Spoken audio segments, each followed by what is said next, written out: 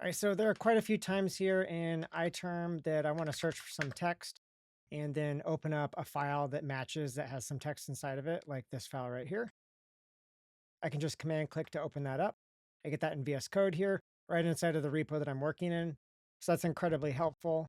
And then there are other times where it's not a file that I get, but in the case of a GitHub repo, if I list out the repos here, for example, for the .NET org, I get a list of repos on the left here, and it'd be nice to command and click on one of these. But right now you can see if I do that, it takes me to an empty page. And that's because this is not a valid URL. I'm missing the github.com/.net/extensions. Now, fortunately, there's a way that I can make a hyperlink out of these and add in that github.com. And so to do that, if I open up the preferences command comma, come to my profiles, pick a profile that I'm working with.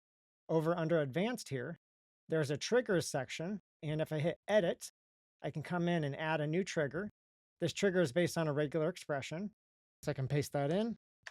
In this case, basically, I'm going to match on a word slash and then another word, where word is all the valid characters for an organization or a repo name. And then I also specify there's a word boundary before and after. All right, and then I can pick an action here. And in my case, I could start out with highlighting the text. I can pick the colors if I want.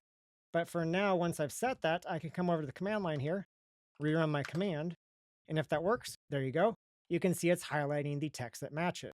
In this case, the name of each repo. And so now, come back to the preferences. I can change this here to make a hyperlink.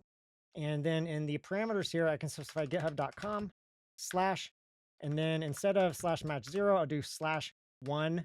That'll match the first capture group here. If you can't see this, I've got parentheses around the entire match, basically. So once I've done that, actually, I don't need to close that. In fact, don't close that so you don't have to open it back up. Just hit Tab to get out of that text box for the parameter. Then come back here, run your command again, and there you go. You can see I've now got a perforated or a dashed underline underneath of the matches, and I can just command click on one of these, and it takes me right to the repo. So it's a pretty straightforward thing to do with triggers.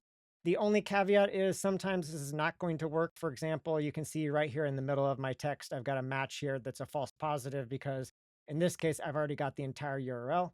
So I could try to redesign the regex, come back here and modify this. Maybe I want to say only match if this is the start of the line.